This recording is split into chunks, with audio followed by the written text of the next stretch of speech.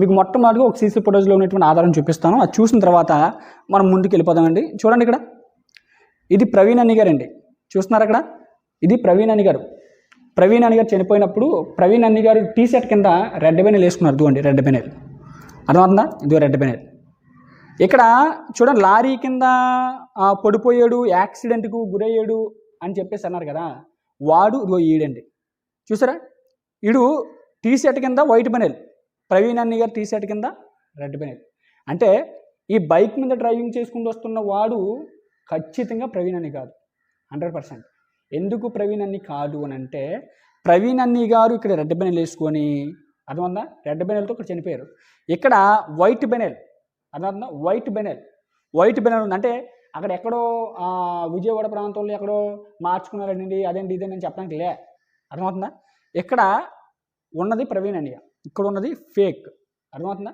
వీడు ఫేక్ అనడానికి వీడు లోన ఇన్నర్ బెనెల్. ఇది ఎలా మనకు అనిపించింది అని అంటే, వీడు యాక్సిడెంట్ అయినప్పుడు, ఆ బైక్ స్కిడ్ అయినప్పుడు, అంటే యాక్సిడెంట్కి గురయ్యాడు, బైక్ స్కిడ్ అయినప్పుడు అడు అక్కడ దొరుకుతున్నటువంటి సీసీ ఫుటేజ్లో రికార్డ్ అయినటువంటి ఆ వైట్ బెనెల్ అది, ఓకేనా. ఇంకా కారులోని తిప్పుతున్నారు అని మీరు ఎలా చెప్పగలరండి అని అంటే, ఒక విషయం చాలా జాగ్రత్తగా మీరు గమనించండి. చూడండి, ఈ బైకు ఎక్కడుంటే అక్కడ, ఈ బైక్ ఎక్కడుంటే అక్కడ కారు కూడా ఉన్నదండి, అర్థమవుతుందా.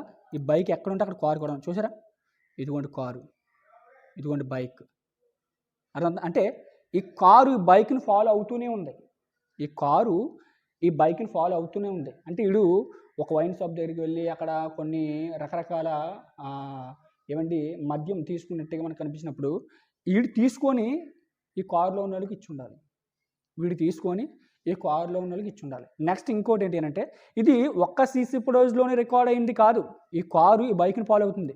ఇంకా నేను మీకు చూపిస్తాను, ఇక్కడ చూడండి, ఇదిగోండి బైక్, ఇదో బైక్, ఇదో కారు, ఇక్కడ కారు ముందు వెళ్తుంది, ఇదో బైక్, ఇదో బైక్. ఒక్క సీసీ ఫుటేజ్లో రికార్డ్ అయినవి కాదండి ఇవి చూడండి. ఇక్కడ కూడా సేమ్, ఇక్కడ బైక్ వెనకాల వస్తూ ఉంటే ఇక్కడ కారు ముందు వెళ్తుంది. చూసారా, ఇంకా చూపిస్తాను.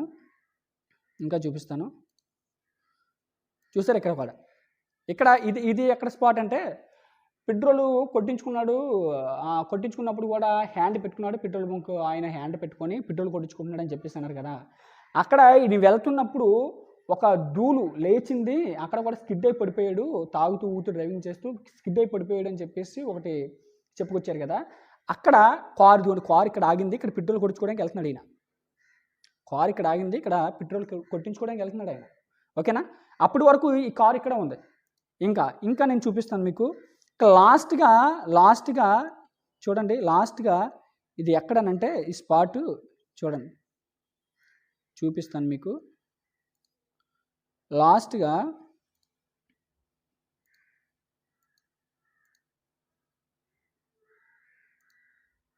ఇదిగోండి, ఇక్కడ చూసారా, ఇక్కడ చూడండి, ఇదో కాతేరుకు అంటే కాతేరు దగ్గర కూడా ఈ కారు ఇక్కడ వరకు, అంటే నైట్ వరకు కూడా ఈ కారు బైక్ని ఫాలో అవుతూనే ఉంది, అర్థమవుతుందా. నైట్ 11 చూడండి, లైట్ 11 వరకు కూడా ఈ కారు ఇక్కడ ఫాలో అవుతూనే ఉంది, అర్థమవుతుందా. ఈ కారు ఫాలో అవుతూనే ఉంది, చూసారా. అక్కడి నుంచి ఈ కారు మళ్ళీ ఎక్కడ కనబడ్డది అని అంటే, చూసారా, ఇదిగోండి కాతేరు అన్నటువంటి టోల్గేట్ దగ్గర రికార్డ్ అయినటువంటి కార్ అండి ఇది. నెక్స్ట్ ఇంకోటి ఏంటి అని అంటే, ఇప్పుడు ఈ కాతేరుకు కోవూరు టోల్గేట్కు డిస్టెన్స్ ఎంత అంటే ఒకసారి చూద్దాం. చూడండి, ఇదిగోండి కాతేరుకు కోవూరు టోల్గేట్కు, ఎందుకంటే కోవూరు టోల్గేట్ దాటినట్టుగా చూపించాడు కదండి.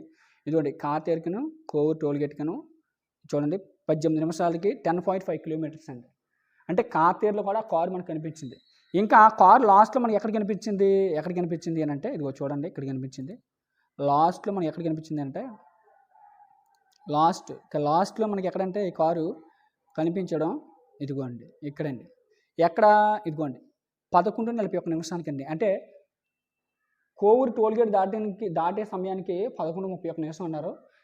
11:31 నిమిషం అయిపోయిన తర్వాత 11:41 నిమిషానికి ఇక్కడ కనిపించింది. అంటే కోవూరు టోల్గేట్ దాటిన తర్వాత ఇంకా కొంచెం ముందు భాగంలో 3-4 కిలోమీటర్లోనే మరి అతను పెట్రోల్ బంక్ ఆపోజిట్లో చనిపోయాడు, ప్రమాదానికి గురయ్యాడు అని చెప్పేసి ఆ ఫొటోస్ అన్నీ కూడా మనకు చూపించారు. అంటే కారు లాస్ట్ మినిట్ వరకు ఈ కారు ఆ బైక్ను ఫాలో అవుతూ ఉండడమే మనకు కనబడుతుంది.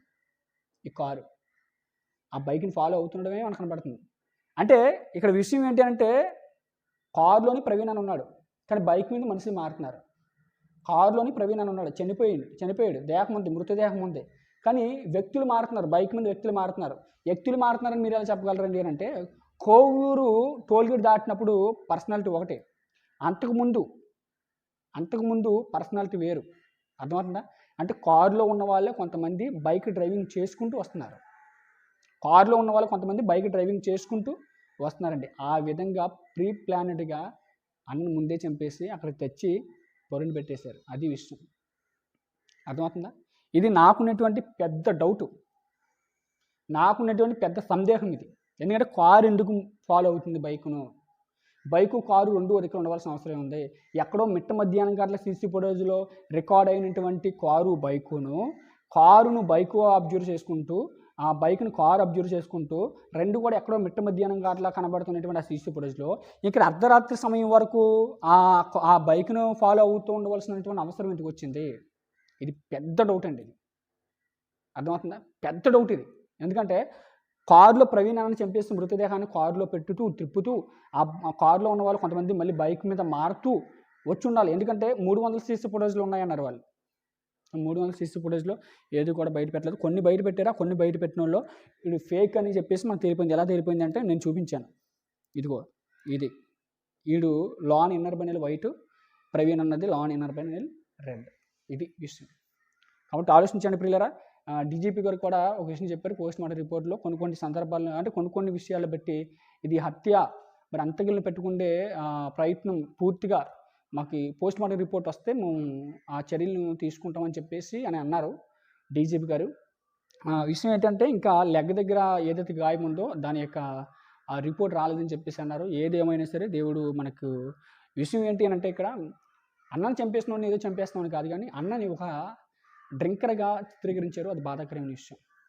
కనుక ఆ నేరారోపణలు లేకుండా అన్న దేవుని కొరకు అల్లి పెరిగిన యోధుడిగా సేవ చేసాడని ఒక కక్షతో అన్నను మర్డర్ చేశారు అనే విషయం నిర్ధారణ అవుతేనే అన్న జీవితానికి ఒక న్యాయం, అన్నకి మన్న మీద పడినటువంటి ఆ యొక్క రాంగ్ ఎలివేషన్స్ ఏవైతే ఉన్నాయో, ముద్ర ఏదైతే ఉందో అవన్నీ పోవడానికి ఒక కృషి అండి ఇదంతా.